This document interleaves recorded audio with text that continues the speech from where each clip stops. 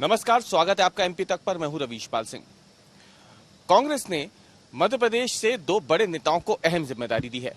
ये जिम्मेदारी मिली है कांग्रेस की महत्वाकांक्षी भारत जोड़ो यात्रा के लिए। दरअसल हाल ही में उदयपुर में जो चिंतन शिविर कांग्रेस ने रखा था, उसमें यह तय किया गया था कि अगले साल 2024 के लोकसभा चुनाव से पहले देश भर में भारत जोड़ो यात्रा निकाली जाएगी। इसमें कांग्रेस के तमाम बड़े नेता कश्मीर से लेकर कन्याकुमारी तक अलग अलग जगहों पर जाएंगे और जनता के बीच कांग्रेस की विचारधारा को सामने रखेंगे।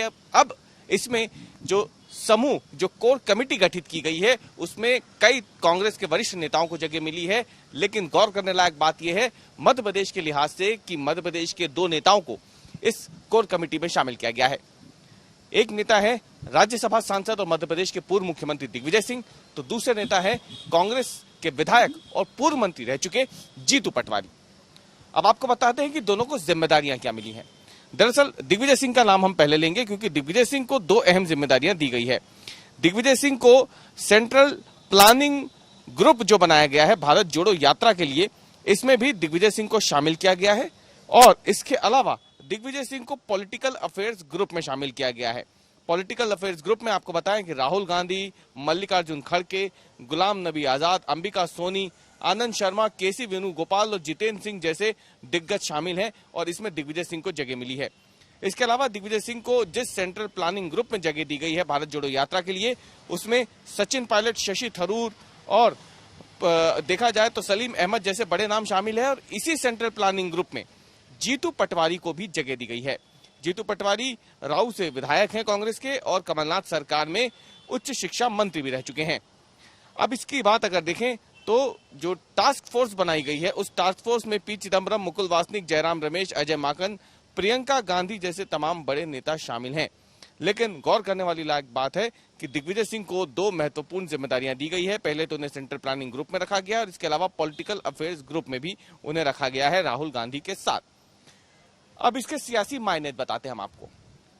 सियासी मायने इसलिए क्योंकि मध्य प्रदेश में अगले साल विधानसभा चुनाव होने हैं और इसी मध्य प्रदेश से इन दो बड़े नेताओं को अहम जिम्मेदारी दी गई है।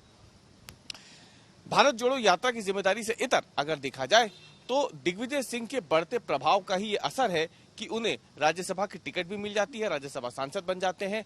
उसके बाद उन्हें कांग्रेस के संगठन में महत्वपूर्ण जिम्मेदारी दे दी जाती है दिल्ली में, और अब इस कोर कमेटी में भी दिग्विजय सिंह को महत्वपूर्ण जिम्मेदारियां दी गई है। सियासी मायनों में देखा जाए तो जीतू पटवारी दिग्विजय सिंह खेमे के माने जाते रहे हैं कांग्रेस के भीतर।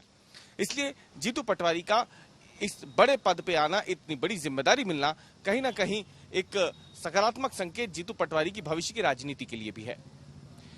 अब इसमें अगर देखा जाए तो हैरान करने वाली बात क्या है, अब हम आपको वो बताते हैं। हैरान करने वाली बात यह है कि जिस कोर कमेटी में दिग्विजय सिंह और जीतू पटवारी को जगह मिली है, जिन समितियों में दिग्विजय सिंह और जीतू पटवारी को जगह मिली है, वहां पर राहुल गांधी की इसमें देखा जाए तो कमलनाथ, जो कि पूर्व मुख्यमंत्री रह चुके हैं मध्य प्रदेश के, उनका नाम नहीं है कहीं पर भी। भारत जोड़ो यात्रा के लिए जो तीन अलग अलग वो बनाए गए हैं, जो 2024 के चुनाव के लिए जो समितियां बनाई गई हैं, कोर कमेटी, भारत जोड़ो यात्रा के लिए जो कमेटी बनाई गई है, सेंट्रल प्लानिंग ग्रुप बनाया गया है, कहीं पर भी कमलनाथ का नाम नहीं है। कमलनाथ वर्तमान में प्रदेश कांग्रेस अध्यक्ष हैं और इसके अलावा वो पूर्व मुख्यमंत्री रह चुके हैं मध्य प्रदेश के। केंद्र की राजनीति में भी लंबा समय उन्होंने बिताया है और लंबे समय तक वो केंद्रीय मंत्री रहे हैं। इंदिरा गांधी से लेकर के राजीव गांधी, सोनिया गांधी, मनमोहन सिंह, इन तमाम लोगों के साथ उन्होंने काम किया है। राहुल गांधी की अध्यक्षता में भी वो महत्वपूर्ण पदों पर रहे हैं। तो सवाल उठता है कि मध्य प्रदेश में कमलनाथ को लेकर के बार बार जो आलाकमान की नाराजगी की खबरें चलती रहती हैं, क्या उसमें वाकई कोई सच्चाई है? क्योंकि इस ग्रुप से कमलनाथ का नाम गायब होना कहीं ना कहीं ये इशारा जरूर कर रहा है कि मध्य प्रदेश की सियासत में 2023 का विधानसभा चुनाव कमलनाथ के चेहरे पर लड़ा जाएगा या नहीं, ये अभी भी एक बड़ा सवाल बन गया है।